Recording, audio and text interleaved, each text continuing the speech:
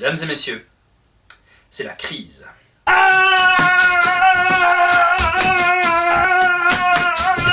Encore une fois, des médias ont dit absolument n'importe quoi, et des gens les ont crus. Quoi? L'accent circonflexe ne disparaîtra pas? Il n'est pas prêt de disparaître. Son histoire est ancienne et riche de rebondissements, et il est encore important dans l'écriture de notre langue. Asseyez-vous, calez-vous bien, car nous allons partir pour une histoire passionnante.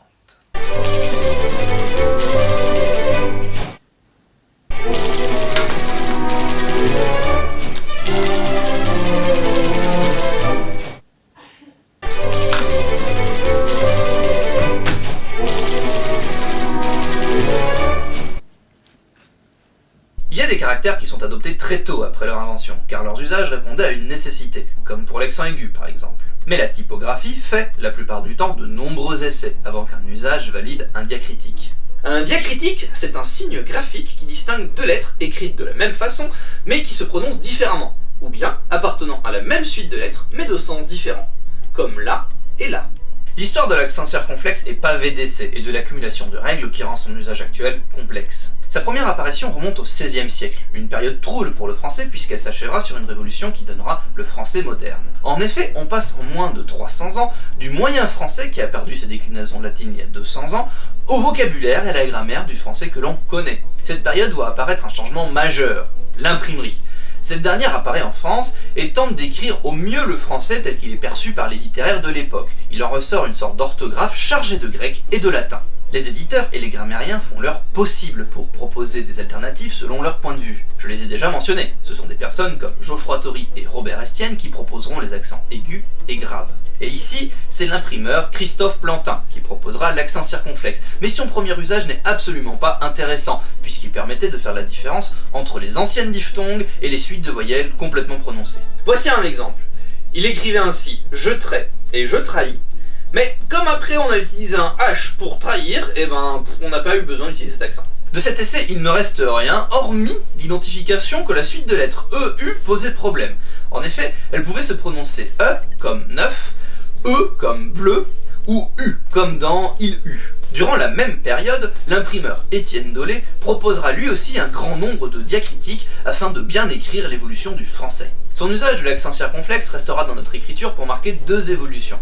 La disparition d'une syllabe interne, comme dans le mot gaiement qui vient de guéement, et la contraction de deux voyelles courtes en une voyelle longue, comme dans le mot âge qui vient de âge.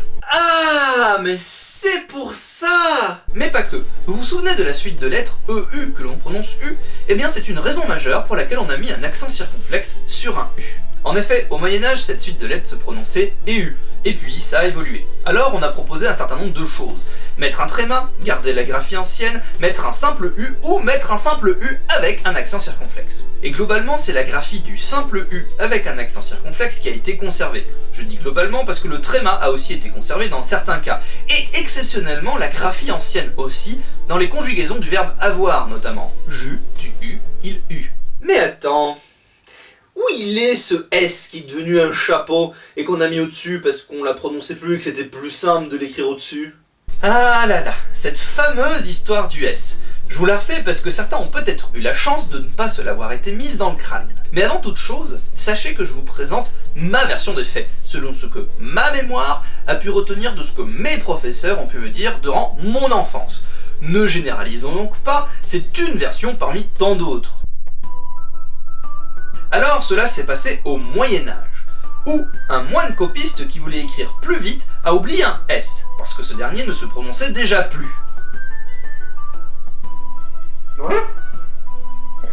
Il l'a donc ajouté au-dessus de la voyelle précédente sous la forme d'un trait qui s'est ensuite transformé en circonflexe. Ha! Hormis le fait qu'on ne prononçait déjà plus un certain nombre de S devant une consonne dès le XIe siècle, tout le reste est faux.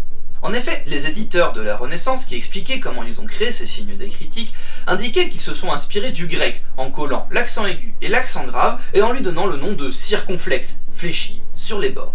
Ah, mais du coup, pour le S, l'amuissement du S posera problème pendant près de 600 ans.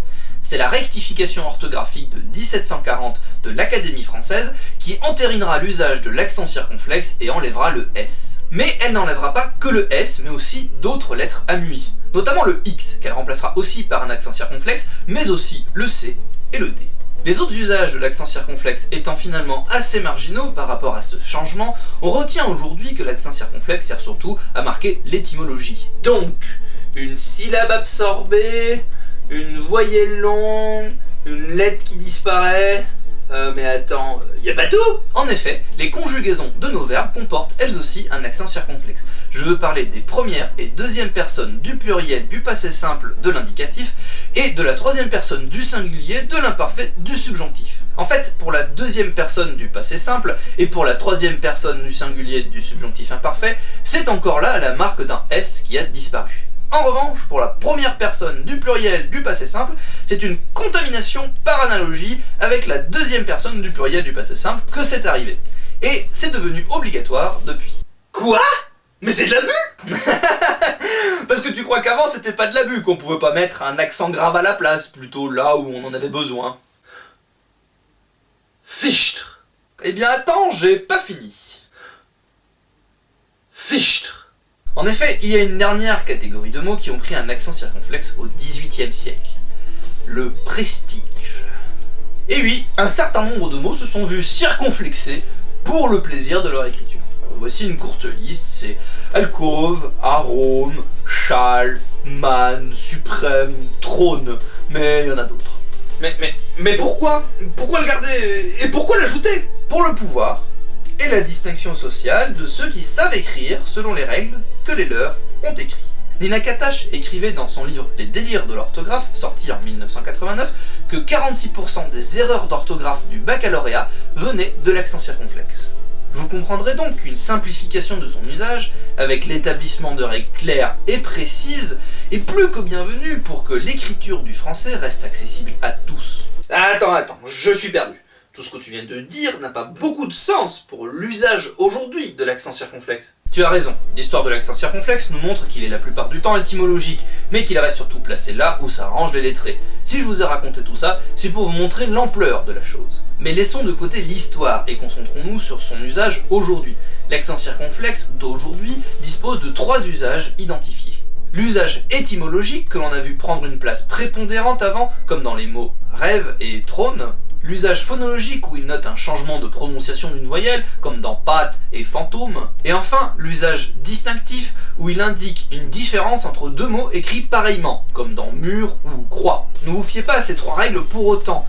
Il y a un énorme paquet d'exceptions et il vaut mieux se fier à l'étymologie pour comprendre la logique de la circonflexion du mot. Et la rectification orthographique de 1990 qui met tant de bazar? Le rôle de la rectification orthographique de 1990 pour l'accent circonflexe le supprime là où il était déjà pas important. Il disparaît des lettres I et U, sauf pour les 2 formes du passé simple et celle de l'imparfait du subjonctif, ainsi que lorsqu'il fait une distinction entre 2 mots. Et voilà, c'est ainsi que s'achève ce long épisode et je vous remercie d'être arrivé jusqu'au bout. Ce ne fut pas simple parce que j'ai dû faire beaucoup de recherches sur les mots que je vous ai présentés en illustration parce qu'il y a beaucoup d'erreurs dans tout ce qu'on trouve. N'hésitez pas à me dire en commentaire si ça vous a plu. N'hésitez pas aussi à partager cette vidéo autour de vous, on sait jamais, ça peut sûrement aider quelqu'un. Et enfin, merci pour tous les mots que vous m'avez donnés pour le hors-série. J'en ai plein et je vais pouvoir faire un chouette épisode avec ça. Merci encore et à bientôt!